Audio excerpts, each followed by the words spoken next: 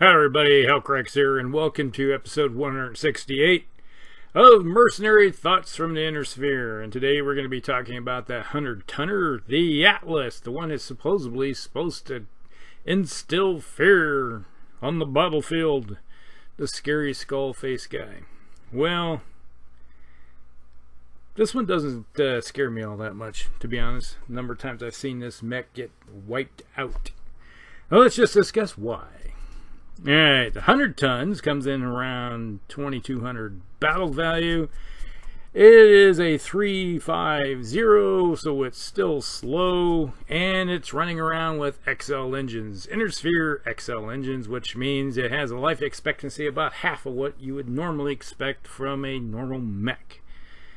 And that's the reason why I've seen it die so many times. Over the decades when this model came out, it's like, is that the one with the XL engines? Alright, everybody focus fire on it. Bam, dead. Maybe two turns. Usually it's one or two turns, especially if you're facing off against the clans, and it's gone. And then you just like scrape it off, move on to the next one.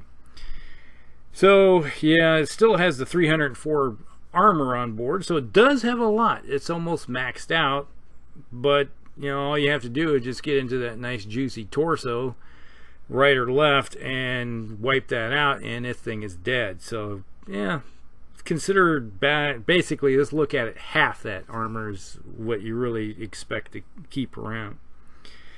Now when it comes to, well yeah, just look at the torso, right and left torso. It does have 32, so it can take 2 Gauss rifles or 2 clan PPCs and still have some armor left, but that is just a lot of times. You've got a lot of clan mechs that are shooting 2 PPCs, and I've had like a Massacre myself where I fired on this type of Atlas before, hit it with 2 PPCs and a large pulse, and the next thing you know, it's like, oh, I'm already inside the torso, and oh look, I just hit some ammo, and boom, gone. No more mech. There you go. And that was just one mech doing this. Now, weapon systems. We do have that lovely Gauss rifle, which it's an upgrade from the AC-20. Anytime I see an AC-20, if I can find a extra ton or so to throw into upgrading it to a Gauss rifle, yes, please, let's do that. Has 2 tons of ammo in the right torso there. We do have case, so yes, it has case on board, which is great, but with XL engines, yeah, when the ammo goes up or the Gauss rifle on this thing gets hit and you do the 20 points damage and takes out the torso, okay, yeah, you're still not totally blowing the mech up, but you did take the mech out. It does have an LRM-20 in the left torso with 2 tons of ammo, so it can stick around for 12 turns as maybe a fire support mech if you want it. I've never seen one of these things last 12 turns. Normally, they're lucky if they last 5 turns, and half of that is spent trying to get into range. It does have case in the left torso. It does have, which is interesting, a ER large laser in the left and right arm. So it does have some good firepower to go with, wait a minute, only 20 heat sinks. Singles. Yes, it doesn't even have double heat sinks. So if it fires the 2 ER large lasers and walks, it's already at 5 on the heat scale. And if you're firing the large lasers, obviously you're going to fire that Gauss rifle. And the LRM, it's like I've seen guys like, oh, I'm just going to fire both ER large lasers. I'm going to fire both the LRM-20 and the Gauss rifle. And next thing you know, they're like, oh yeah, it's like I'm hurting already. It's like I'm cooking. Yeah, you're welcome to the sauna bath, and now you're running around with a 2-3 mech, and you just made yourself an easier target. Yeah, you're lucky if you even have a +1 modifier, and the clans are going, yummy, nom nom nom. So yeah, okay, we have 2 medium pulse lasers parked out the rear with the gear. And then we have the anti-missile system in the left arm with 2 tons, or a ton of ammo, I mean, in the left torso to go with that, you know, where the case is. So, you probably already got my opinion of the Atlas K. I'm not a fan because over the decades, I played this game 30-something years now, And in that time, I can't count. It's like I need to go over both hands and toes and keep going around. The number of times I've seen one of these Ks, Atlas Ks, get just obliterated because XL engines. Then you could have a standard D version next to a K.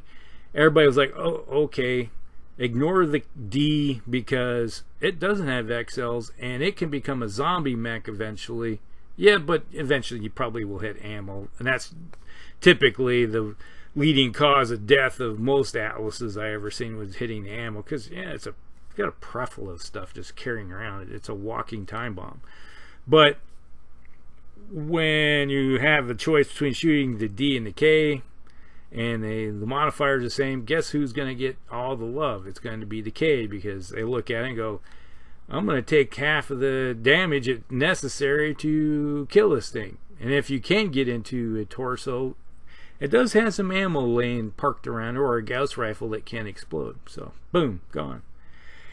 Alright, so that's pretty much how I feel about the Atlas K. Alright. Just because of XLs.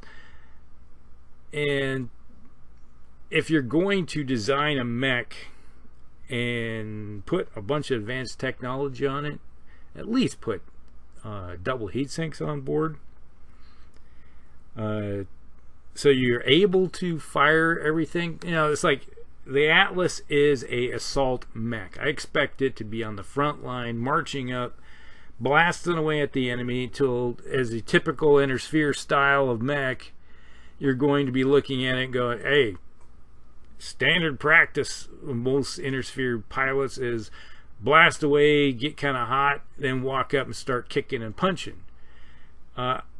This mech, it'll be lucky if he can get to a punch or kick range, because it'll probably be dead before he ever gets there. And you expect an Atlas like this with all this advanced technology to be able to go out there and start dishing it out, just unloading and unloading with all of its weapon systems, and then when it gets close, then start kicking.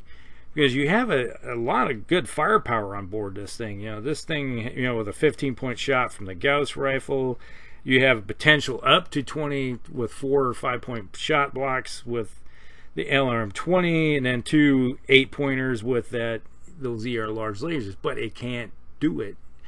And like I said, I've seen many times where you have pilots will just hammer away with everything they have and then shut down or even blow up. I've seen one of these before. The pilot heated themselves up to the point where they blew up their own ammo and exploded themselves. And you're like, oh, okay. Was that 2 turns, 3 turns of alpha striking worth it? Because you're trying to shoot at some clan mechs that were flying across the board at Mach speed, and you're lucky if you connected with, you know, 15 to 25 points of damage, and you just heated your mech up and then exploded it. Yeah, it wasn't worth it. So it needs double heat sinks to even make it worthwhile. And I know there's some individuals that probably chime in and say, hey, you're right. Now, there are a ton of variants with the Atlas, and oh my gosh, there's probably 15 of them. And I don't think I'm going to go through all of them. It'll just take too much time. But just kind of, here's the one. They got the C version, which carries the Twin Mountain 3050. It's a modified K version.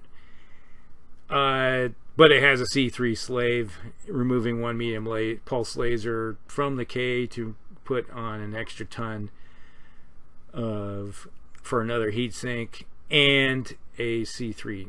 Yeah, so then it can link in. Sort of turns it in a way. If I had that mech, I would probably park it farther back and use it more of a fire support mech, because there's been times when individuals will like, hey, it's a goldfish syndrome, you know, say, hey, shiny thing in front of my face, so let's shoot the shiny thing up close, and they'll ignore the guy that's at longer ranges. So yeah, it's a possibility that one can work.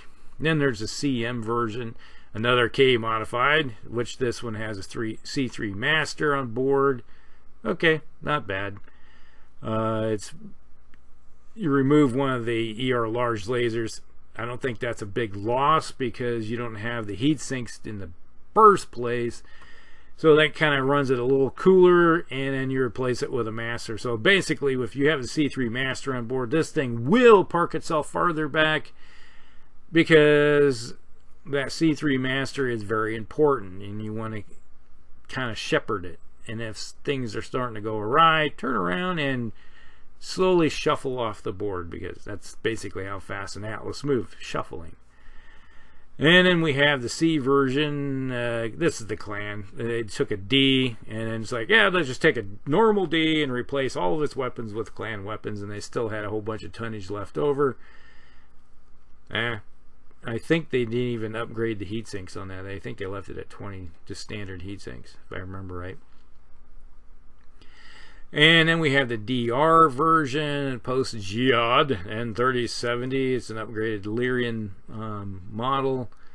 Replaces the Mammoth AC-20 with a heavy PPC, and using the weights and space save to upgrade the S-arm launcher to a Streak, so it's got an S-arm 6. And adds Guardian and C3 with 2 extra standard heat sinks. So it's running around 22. So once again, you have a mech, the Atlas. They say, oh, you already got a whole bunch of heat sinks on already. Let's just leave them all on there, and instead of using more weight saving double heat sinks to get the same effect. Heck, you could pull all 10 heat sinks off one of those, save you 10 tons to put on different weapon systems, and put 10 doubles and still get the same effect. But why wouldn't you just run with 16? 16 seems to be a nice sweet number. Okay, then we have the DC version. Well, that was a 2776 that probably got talked about way back in the day, where we talked about the K. Then there's the K2, came out in 3082. Still, it has the XL. Still, it has a Gauss rifle, ER large lasers, and S-arm 6s. Okay, and uses ferrofibrous armor and an ECM. Okay. K3 removes the 2 Streak launchers and replace them with a Streak 4 and jump jet, so it's more mobile. Okay. Alright. Okay, let's see the RS. Succession War. Let's see. Alright, here we go. The S. This is kind of one I've seen used a bit. This is the standard one. Uses, it's basically an upgraded kind of D version. The 3050 came out. Uses double heat sinks in the 3050 era. Hey, finally, it's like, hey, we can take these double heat sinks and take the weight savings and throw it everywhere else. So they added 2 rear firing Streak launchers for the rear arc to go with the 2 medium lasers that are already shooting back there. So if somebody happens to get behind you, they can. And then they have precision ammunition for the autocannon. And then they have the make specialized LRM munitions. So it's kind of like taking the old and adding some new twists on it. S2, this has been an upgraded version. Uses the light fusion engine and Artemis for the launchers. Then it has the ER larges, and obviously it still has the double heat sinks and stuff like that. And it has Guardian, so, and an anti-missile system.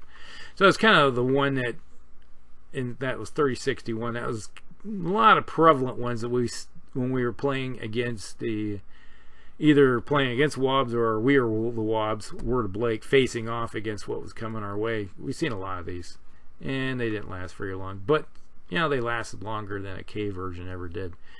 We've seen a K version, it's like, oh, look at there. Hey, let's just blow that thing off the face of the earth. And there's the S3, that one, and 3062, that came out with a heavy Gauss rifle. It's like heavy Gauss rifles can be a ponderous problem. You know, they do some good damage, but, you know, with great damage comes great problems. And let's see, then it has an anti-missile system and Artemis on the LRM-15 and an ECM. So kind of helps itself out a little bit. Then there's the 3074. Then there's the AS8-D. Limited production, sports light PPCs in each arm instead of the ER large lasers. Then it had an MML9 for, then a rotary 5, a rack 5, and one snub nose PPC, and 2 ER small lasers. So configure it with 14 double heat sinks. So it could dissipate some heat, but it's kind of like having to be in a layered effect when it comes to how you use it. But that's pretty much it. If I'm playing a campaign and I do have my hands on a normal Atlas, and typically it's a D version, and I had a choice in looking in the parking lot for new stuff to come around, and the salesman slaps his hand on, this thing's the Atlas K, and you just look at it and blink and go, no, not buying it. And if by chance you happen to come across one that just say it was head capped on a battlefield and you salvaged it, and it's like it's going to the nearest used mech lot to be sold off, I'm trading it on a standard D. And if I got my hands on a standard D, the first thing I would do with it is drop down 4 double heat sinks to 16 double heat sinks from the 20, and then take that 4 tons and put it into a Gauss rifle. Yay.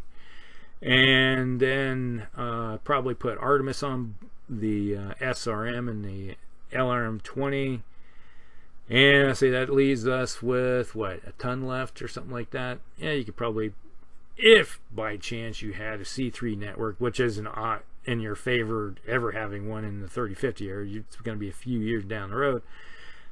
Typically, I'll either put tag or a another medium laser in the head or something like that. So that's kind of like how I always looked at it: is upgrade the current systems and then hope for the best with all that ammunition you're walking around with, because that was usually the leading problem when it comes to Atlas is getting blown up through ammo, because it carries a lot. It's, you know, it's got the LRM-20 and that SRM-6, that's 3 right there, and then you have the Gauss rifle. You changed around from the AC-20.